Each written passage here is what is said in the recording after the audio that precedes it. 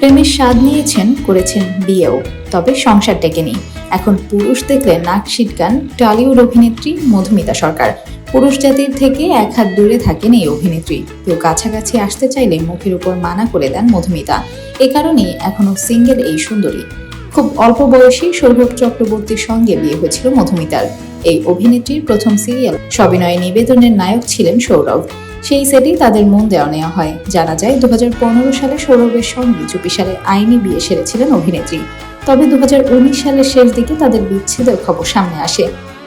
সৌরভের সঙ্গে বিচ্ছেদের পর ইন্ডাস্ট্রির অনেক নায়কের সঙ্গে তার নাম জুড়ে যায়। তবে ওসব সম্পর্ককে প্রেম হিসেবে স্বীকার করেননি মধুমিতা। বরাবরই নিজেকে সিঙ্গেল দাবি করেছেন এই অভিনেত্রী। এবার নিজের সিঙ্গেলহুড নিয়ে কথা বলেছেন মধুমিতা। ভারতীয় গণমাধ্যমে খবরে জানা যায়, কোনো পুরুষ কাছে আসতে চাইলে মানা করে দেন মধুমিতা। এ কারণেই তার একাকিত্ব ঘোচে না।